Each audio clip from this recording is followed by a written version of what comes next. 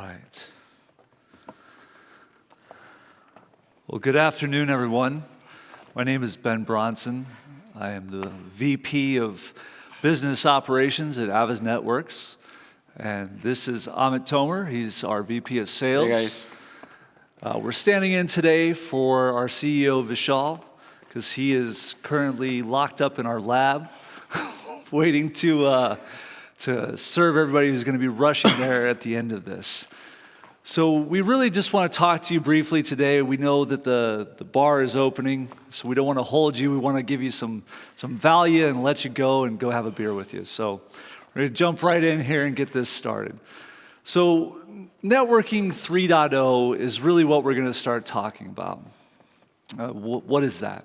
It's easy to throw buzzwords around, but let's really define what it is, right? So if you think about infrastructure 1.0, the definition of that is that you've got specialized infrastructure, and really an infrastructure economy that's really based around the hardware itself. And so we evolve a few years, OCP comes around, and they do all the good work that they've done, the community pushes forward, and what we come to is infrastructure 2.0.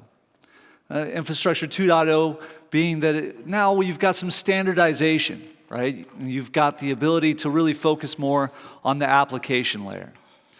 And so with the advent of Sonic, you now have the networking 3.0 come into play, right? And that infrastructure now is really no longer the center stage, right? You've got instead the data and the AI become important. And so what we're looking at here really is what does that look like, right? Why does it even matter? And so it matters because it makes the customer back in the driver's seat. It matters because it gives that open nature gives the customer the control and the choice that they're looking for. You think back to the pandemic and the supply chain issues. It really made everybody kind of wake up to the realization that you've really got to push forward in your network procurement and make sure that you're not standing on one leg, right? You've got to make sure that you've got the ability to work upon any ASIC, any switch, any NOS, be cloud native, and have a networking app for everything. So it's really the control, the choice, and of course, the cost savings. The bottom line truly matters. So what does that look like, right? If you're talking about creating a networking 3.0 stack, and it's going to actually have some substance and value to it, what does that consist of? Well, so it's really just these three elements, right? It's open, it's cloud native, and it's got powerful AI driving it. You really have plenty of customers, plenty of users out there that are going Sonic. They're really pushing into open networking, and they're realizing significant savings, right? And they're also able to now have innovation be something that's in-house, right? That's going the direction that they want to go. They're building out their networks to serve their purposes, their customers, and it's operating at better bandwidth, lower latency, greater uptime, because they're the ones in command.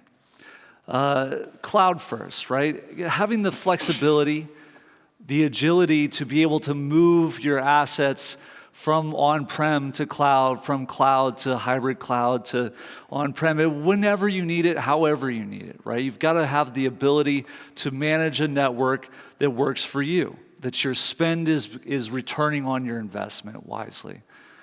And then, of course, AI, right? It's all the rage today. Generative AI is the buzz that's everywhere you look right now.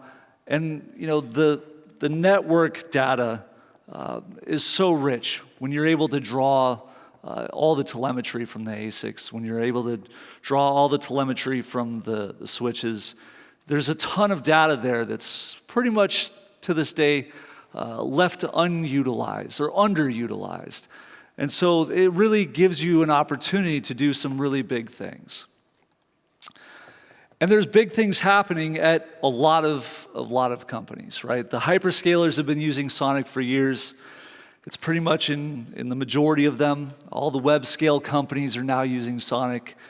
And what they're seeing is that they've now got it in their hands, right? It's no longer that they are doing whatever the status quo is. It's no longer that they are finding themselves in the back seat, but instead they're deciding what their network is going to look like. They're making their fabric work for them.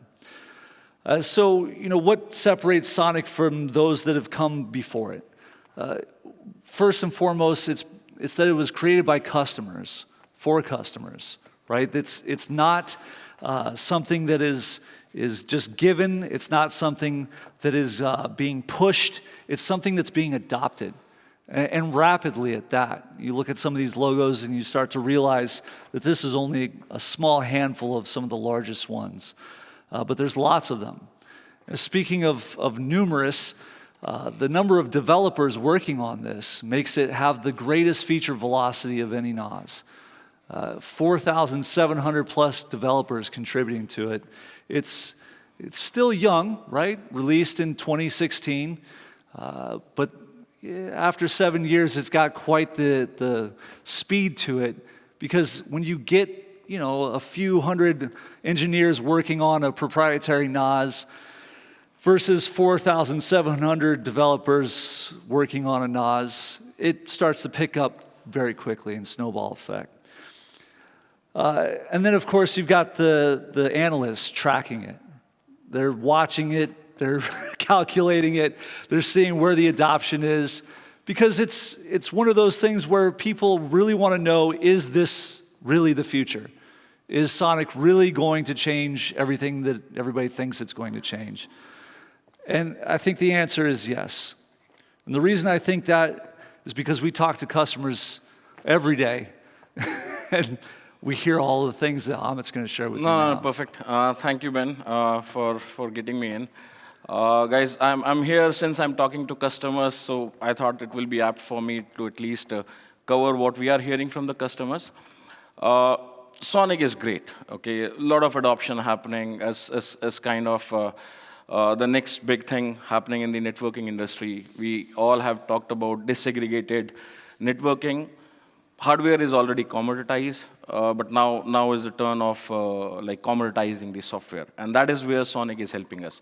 Coming back to what our customers are telling us, I like to categorize the way we have our learning from our customers into three buckets. There are customers who are into pre-deployment phase, there are customers who are already deploying Sonic, and there are customers who are into post-deployment phase. But reality is, for Sonic to be adopted by masses, by all the Fortune 500 companies, by every enterprise, there are some challenges on the pre-deployment side. Okay, customers have questions about, okay, I want to go Sonic, but does it have all the features that I need? Okay, is it the right option for me? Okay, how much will I have to spend on the POC? Okay, can I do it easily? If I go Sonic, what are the TCO savings I can have? Can you show me some calculations?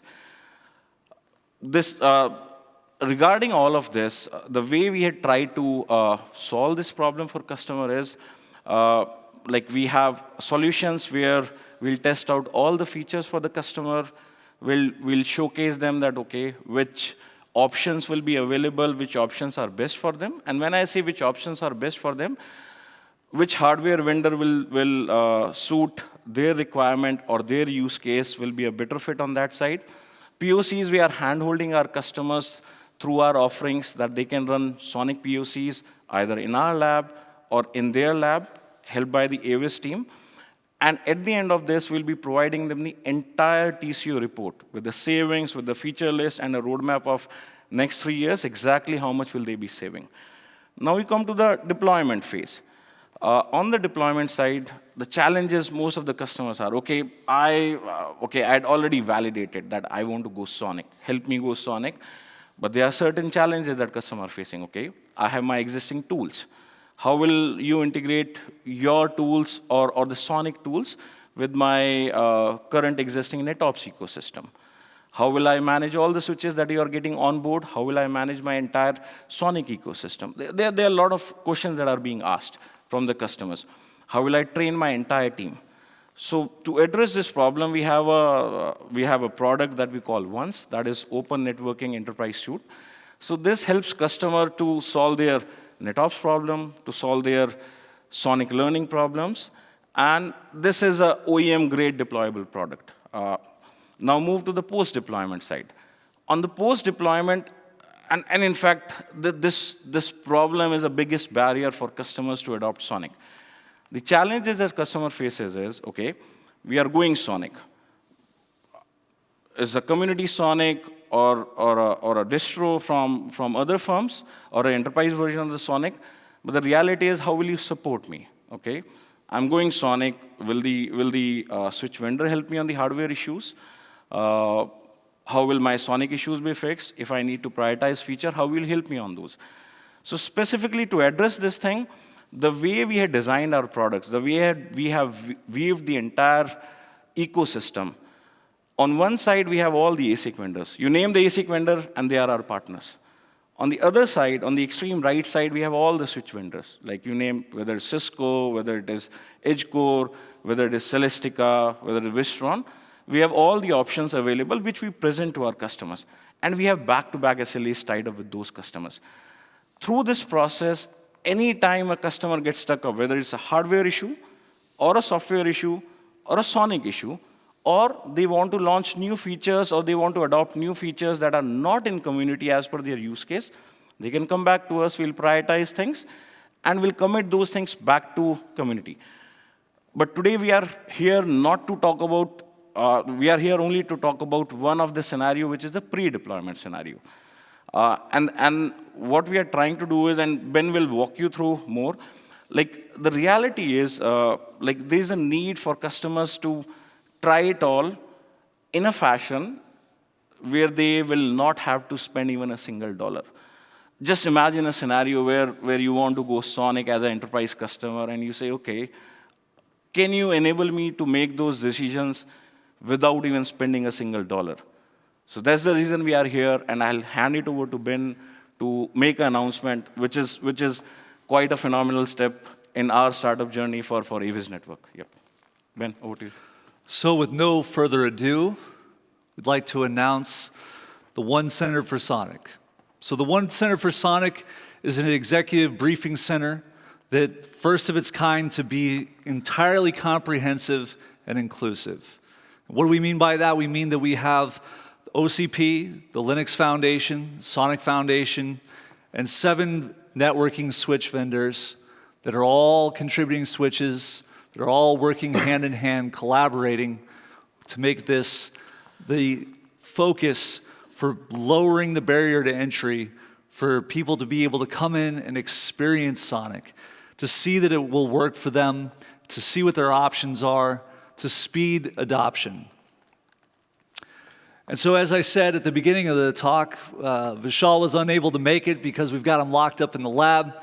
And the reason he's in the lab is so that when you scan this QR code and you go to our website and you see the web page that you can see down here in the corner more clearly and on your screen, you can schedule a time to go into the One Center for a demo, and we'll walk you through. All you have to do is let us know the speeds and feeds, let us know the feature list that you want, and let us know what it is you're doing for your use case, and we'll give you a demo of Sonic Solutions that's completely vendor neutral and impartial, focused for you to be successful in Sonic. Thank you so much. We hope you visit the One Center soon, and we appreciate your time. Take care. Thank you.